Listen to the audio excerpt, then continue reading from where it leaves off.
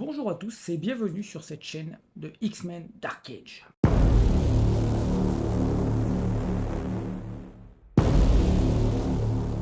Alors déjà, ce qu'il faut se dire, c'est que je vais faire cette vidéo pour essayer de vous faire la promo de la chaîne.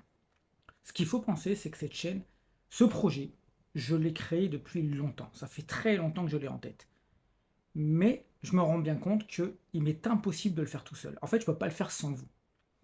Et je vais vous expliquer pourquoi. Déjà, il faut penser que le projet, c'est quoi? X-Men Dark Age, c'est les X-Men que les gens connaissent à l'époque du Moyen-Âge. Alors, le concept paraît peut-être con, dit comme ça, mais pourtant, c'est un concept qui fonctionne pour moi sur le papier. Mais j'ai pas simplement pris les X-Men que les gens connaissent, que j'ai transbahuté au Moyen-Âge. Non, j'ai carrément créé une nouvelle origin story. Pardon. J'ai créé donc une nouvelle origin story, de nouveaux designs. J'ai travaillé les designs des personnages, j'ai refait tout leur design, j'ai bien travaillé, j'ai réfléchi, j'ai dû changer obligatoirement certaines parties de leur vie pour qu'ils puissent coller. J'ai modifié beaucoup de choses. Alors après, on aime ou on n'aime pas, mais par rapport à l'univers, ça s'y collait parfaitement. Genre, vous le verrez bien, il y a des personnages qui n'auront pas du tout le même caractère, sans compter le design, qui n'aura rien à voir avec ce que vous connaissez d'origine. C'est juste que par rapport à l'univers, j'avais besoin qu'il soit comme ça. Ensuite, ce qu'il faut se dire, c'est que le scénario a été écrit. Le scénario est très très mature, très dark. On est vraiment sur un univers presque berserk, pour le principe très très sombre. Et donc tout ça, je l'ai mis en place. J'avais commencé à l'écrire, donc j'ai fait des ébauches, j'ai fait des croquis, j'ai fait des stories, j'ai fait plein de choses. Mais c'était juste des ébauches que j'ai commencé à mettre à droite à gauche. Et vers, je dirais, 2022-2023, j'ai voulu en faire un manga.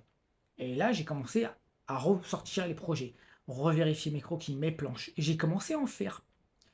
Et en fait, le projet, il est mort-né. Quasiment. Il y a eu je dirais une vingtaine de pages qui a été fait, que j'ai voulu montrer aux éditeurs. Sauf que je suis français. Et déjà, un univers aussi dark, aussi violent pour les Français, on n'est pas terrible, terrible. Mais je l'ai tenté. Et ça fonctionnait pas. Et c'est vrai que j'ai eu des retours. L'univers avait l'air bien, le scénario avait l'air intéressant, mais on n'arrivait pas à comprendre l'ambiance. C'est vrai qu'en regardant les cases, j'avais des effets un peu loufoques, un peu cartoon, vraiment type manga. Et cet univers dark, j'arrivais pas à trouver un juste milieu.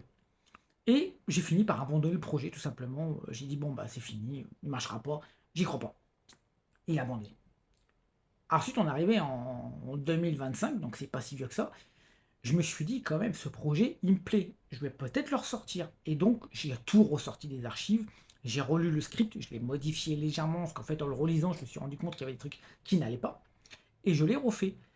Et c'est là que je me suis rendu compte que le côté humour, on enlève. On va rester que sur côté dark.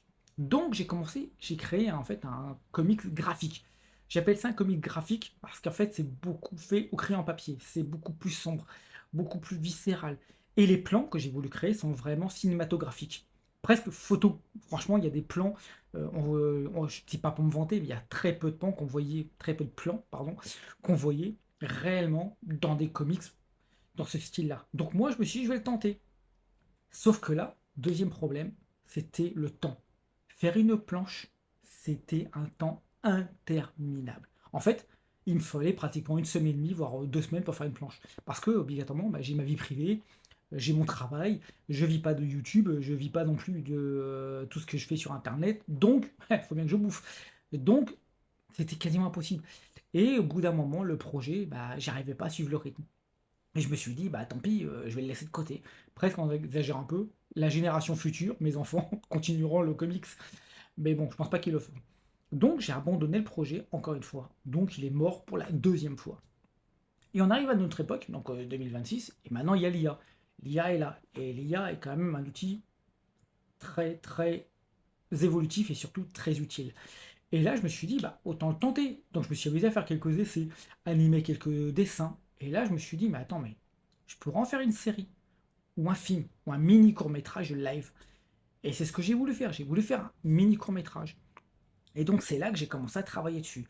J'ai fait une bande-annonce, j'ai fait des trailers que vous verrez sur le site, et j'ai fait un extrait complet qui dure à peu près 3 minutes d'un passage du film.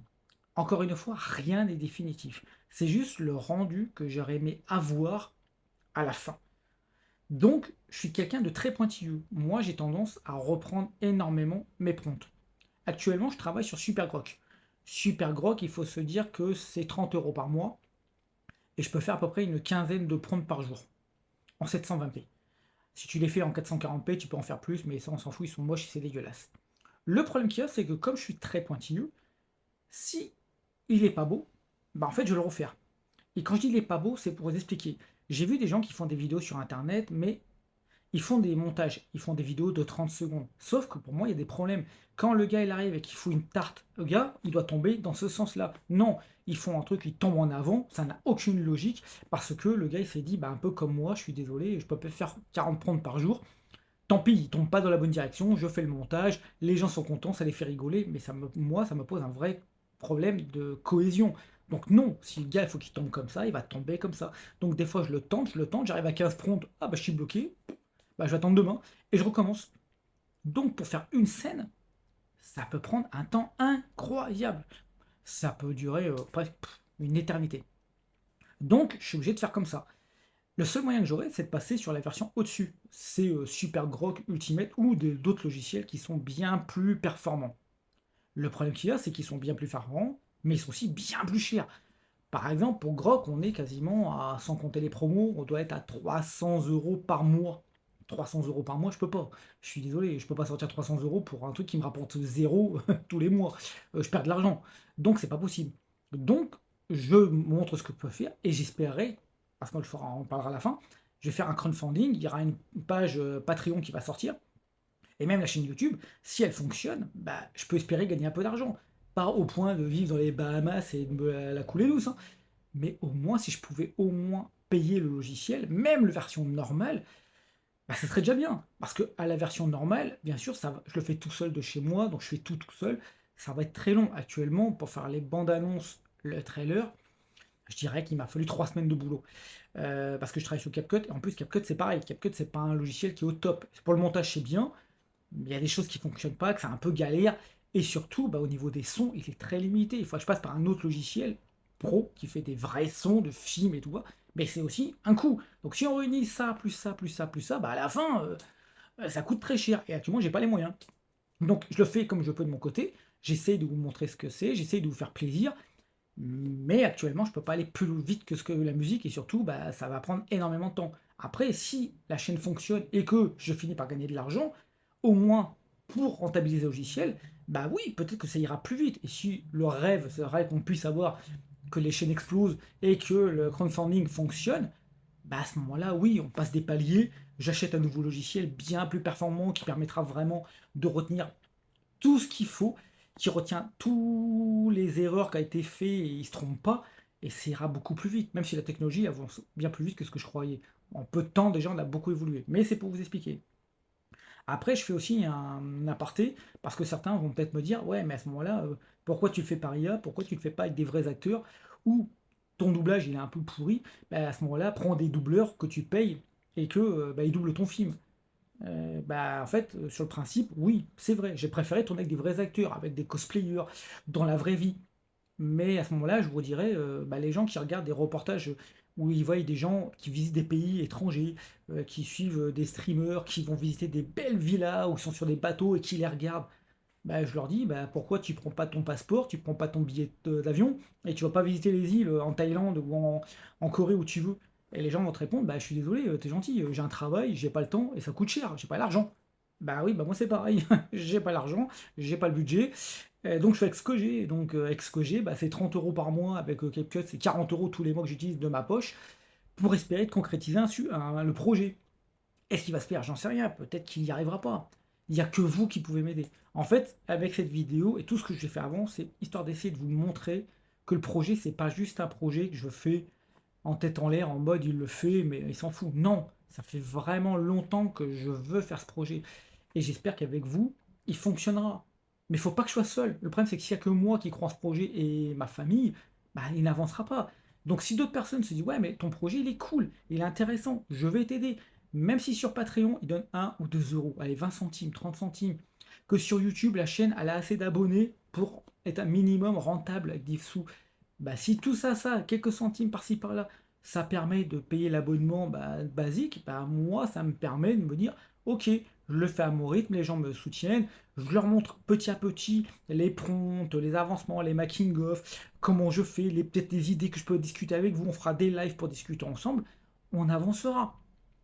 Mais actuellement, c'est plus un projet, je dirais, un peu dans l'eau, quoi. Je veux dire, là, le phénix, il a rené de ses cendres, mais Jean Grey a peut-être recoulé, hein, au final. Et là, ça dépendra que de vous. Donc voilà, c'était juste pour vous expliquer le projet, en espérant que tout ce que je fais vous donne envie de suivre le projet, de vous intéresser encore plus, de le partager. Déjà, juste le fait de vous abonner ou de vous partager, je pense que déjà, je serais heureux. Parce que je me dirais, hey, je suis pas le seul gars qui aime ce projet. Ce projet, il peut plaire à d'autres personnes. Mais ça, il n'y a que vous qui pourrez me le dire. Donc, je vous dis à très vite sur la chaîne pour les prochains avancements, pour les prochaines news, pour les prochaines, comment dire, vidéos qui vont sortir et pour vous montrer exactement où arrive le projet. Voilà. Donc, j'espère que vous serez nombreux à me suivre et qu'on sera tous ensemble pour aller jusqu'au bout du projet. Et sur ce, je vous dis à très vite.